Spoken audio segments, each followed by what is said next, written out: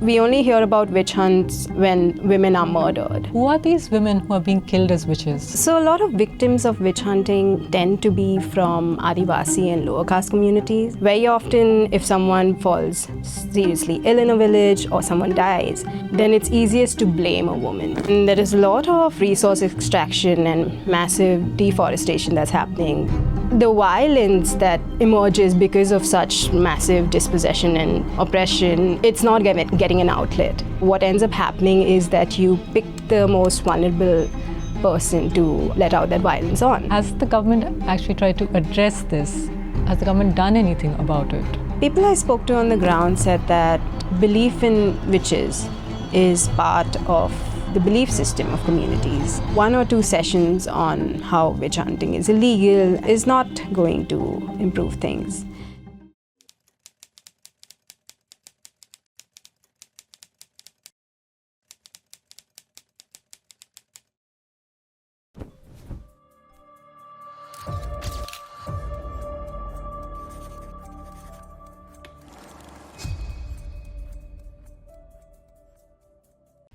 Women killed after being labelled witches. This isn't a line from a medieval era text. It's from news reports that appear every now and then about women in rural India being killed on the suspicion that they practice witchcraft. The headlines are sensational, but the reports rarely tell you what's behind the violence. There's actually a whole lot, as my colleague Nolina Minj found out while reporting from the villages of Jharkhand, the state that sees the highest number of such murders. Hi Nolina. Hi Supriya. Nolina, what were the patterns that emerged in the course of your reporting? What did you find? Who are these women who are being killed as witches? So a lot of victims of witch hunting tend to be from Adivasi and lower caste communities, also known as Mulwasi communities in Jharkhand. Over the years, there's this pattern that has emerged, which is that, they tend to be elderly, they tend to be widows or unmarried women, or there'll be women from economically weaker families, or in some cases, their husbands will be alcoholics. So largely women who are easier to prey upon. And in terms of geographical spread, a lot of these women come from villages which are deep in the interiors. So oftentimes there's not a lot of healthcare access available in those villages. That's very interesting. How is healthcare linked to witch hunting? The fact that you said that villages with poor access to healthcare are where women are more vulnerable. What explains that?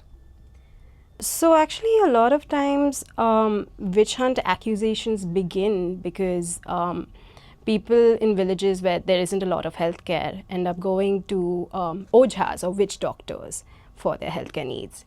And very often if someone falls seriously ill in a village or someone dies, then it's easiest to blame a woman and a vulnerable woman.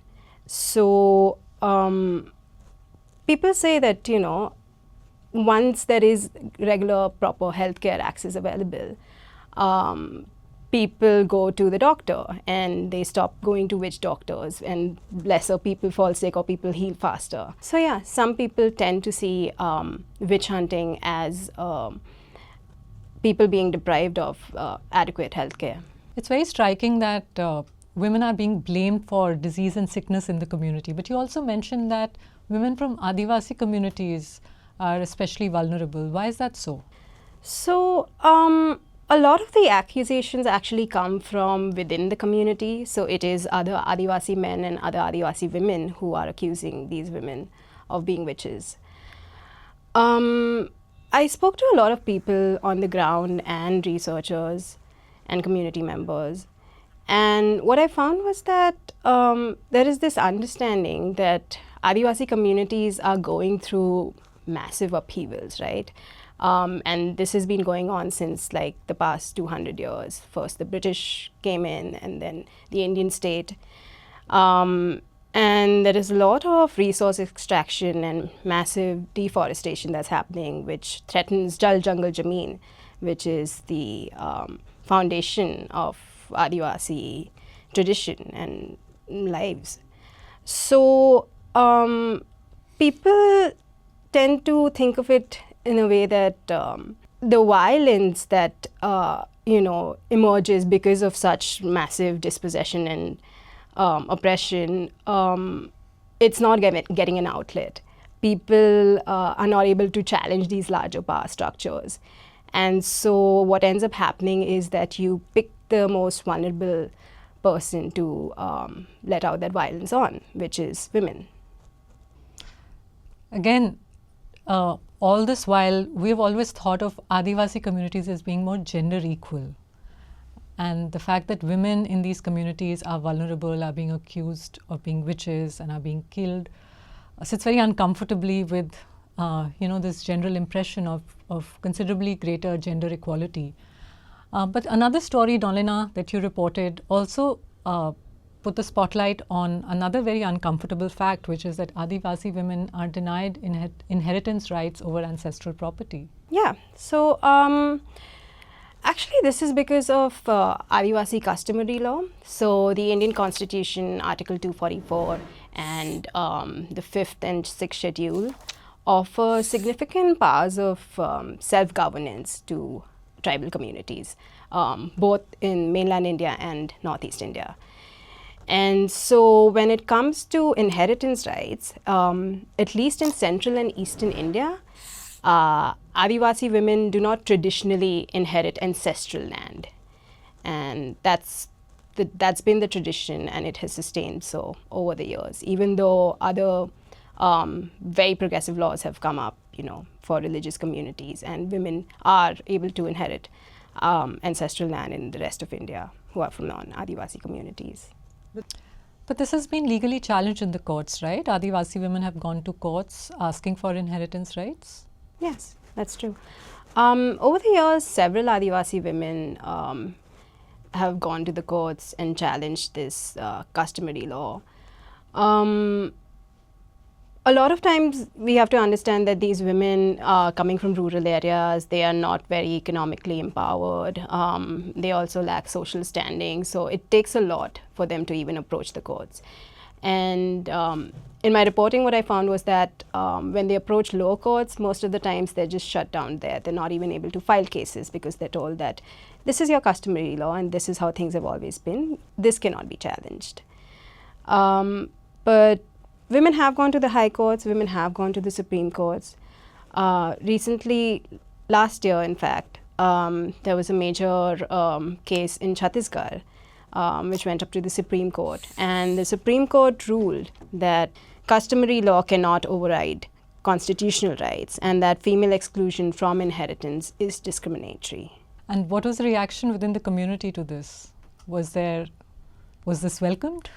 So women were, especially who have been struggling for land rights, were definitely overjoyed at this verdict. But the community was not necessarily happy.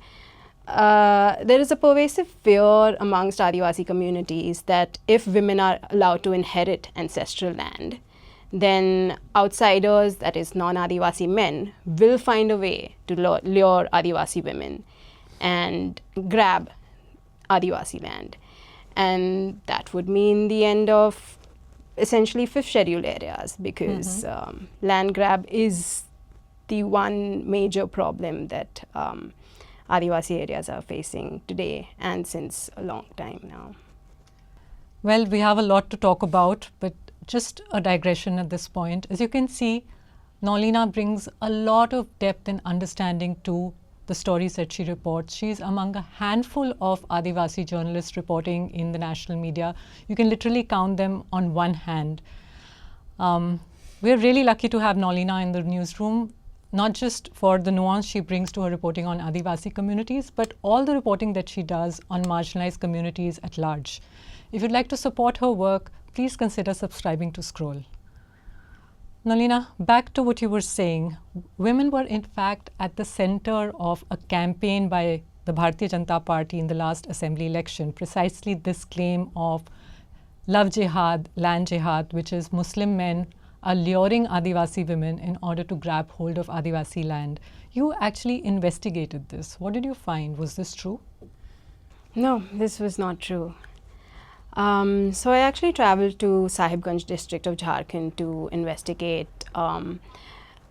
these very specific claims made by a BJP leader who went on the news media, and she read out a list of 10 names of women who she claimed had married Muslim men and had been subjected to love jihad or land jihad.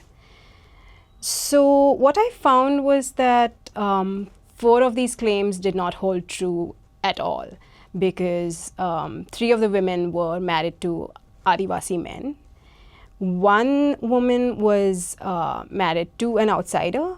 She didn't marry within her community, but she had married a Hindu man and not a Muslim man.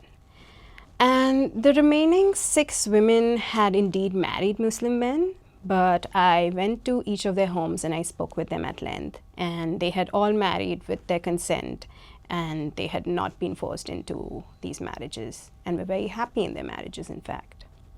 And given that Adivasi women do not have inheritance rights to land, there was hardly a case where their husbands were able to take over their family land, right? Exactly. That's the exact same thing that they told me. Well, regardless of the truth, the fact is that there are really serious, deep anxieties in Adivasi society about land dispossession. And much of this comes from actual lived experience. It's just that it's the state and corporate groups that have been taking away Adivasi land at a large scale. You recently traveled to Bokaro, where one of India's first thermal power plants came up in the 1950s. Adivasi land was taken for the project. This is a project that temples of modern India, one of the temples of modern India. All these years later, what's happened to the Adivasi community that lost its land to the project? Yes. So these are actually communities who are living around what is now the Chandrapura thermal power plant. And it's very unfortunate because the community living there presently, it was their ancestors who were displaced in the late 1950s or early 1960s. And none of them ever received proper compensation or were rehabilitated properly. So a lot of communities ended up shifting over to farmland that they had nearby, but some communities didn't have any land left to go and live on. And so they're now living on like these fringes of land around the power plant. And you can find like really poor Adivasis, but they often, the one thing that is going well for them is that they own the land that they live on. But unfortunately, these communities do not even own the land that they live on. So the fear of displacement is ever present. And what has happened is that the communities living there now have never really experienced the benefits or advantages that the temples of modern India were supposed to deliver, which was both economic and human development. Communities there are still struggling for basic needs like drinking water, electricity, and proper roads. Well, imagine living in the backyard of a thermal power plant and not having electricity. There's just been decades of injustice done to Adivasi communities, not just in Jharkhand, but we see that in Chhattisgarh, in Madhya Pradesh, in Odisha, virtually across central and eastern India. Uniformly, government welfare doesn't seem to be reaching these communities. One of the stories that you reported, Nolina, looked at one specific central government scheme, the PM Jan Man Yojana, which is meant to bring welfare to particularly vulnerable tribal groups. These are PVTGs. Again, in terms of numbers, these are small communities. These are communities that often live in remote interior villages. You actually traveled to those villages. What did you find? Was the scheme actually successful on ground? Yeah. The scheme, unfortunately, I did not deem it very successful, because what I found on the ground was that people were not really aware of what the scheme was meant for. When you read the scheme online, it has very overarching provisions. So it's supposed to help with education, livelihoods, healthcare, all sorts of things. But the one main thing that it's supposed to do is also construct multi-purpose centers in villages. And so these centers are again supposed to offer educational or healthcare or livelihood opportunities or run schemes and programs. I went to a village where this multi-purpose center was coming up, and I could tell that it was the center because of it was the same architecture in every single village. So I went to 4 villages, and people there told me that the center was going to be a shadi mandap.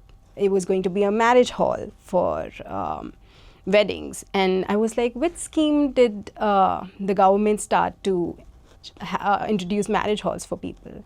And they were like, we don't know the scheme, but this is definitely a marriage hall. Because the government never really bothered communicating with the local community, not even with local representatives, right? Yes, exactly. It did not. And in the other villages I went to, these centers were mostly just locked away. And in one particular village, which was really high up on a hill, people are again struggling for electricity. They don't have access to pipe drinking water. But the multi-purpose sits there, locked. That's classic top-down approach, which we see not just in Adivasi areas of Jharkhand, but also in Chhattisgarh, in Madhya Pradesh, in Odisha. Coming back to witch hunting, has the government actually tried to address this? Has the government done anything about it? Yes, the government has spent a lot of money on awareness campaigns to stop witch hunting. And the unfortunate fact is that these campaigns do not seem to be working. People I spoke to on the ground said that belief in witches is part of the belief system of communities. And 1 or 2 sessions on how witch hunting is illegal and it's superstitious is not going to improve things. My reporting also proved this because I visited a village where 2 women were brutally murdered. And while people in that village weren't very open and talkative, there was an adjoining village 5 minutes away where people still said that they believed in witches. And they also remarked that the people in the village where those 2 women were murdered, they seemed to be doing way better now, and they were healthier. So awareness campaigns are only scratching the surface, as most government interventions in Adivasi areas do. There's a lot for us to talk about, Nolina. Your reporting from Jharkhand has been very rich, but we're running out of time now. There's one thing, though, I wanted to ask you about. When you joined our newsroom, you were based in Mumbai, but you said you wanted to move to Jharkhand. You wanted to report from the state. Why did you want to make that shift, and how has it been for you as a journalist? Yeah, so Jharkhand is actually my home state. I have visited the state ever since I was a child, every winter, some summers. And I grew up in Delhi and Bombay, so I never really heard a lot of stories from Jharkhand. And I basically wanted to tell stories, or rather find out what the stories from that region were and find a way of telling them. Jharkhand, Chhattisgarh, Orissa are also very undercovered states when it comes to the news media. So yes, that shift was important for me to be able to tell these stories. And that shift was very good for us as a newsroom and for our readers. Thanks for all the work that you do, Nolina. If you'd like to support the work of Nolina and other Scroll reporters who bring stories to you that the rest of the media ignores, please consider subscribing to Scroll. The information is in the description below. Thanks for watching.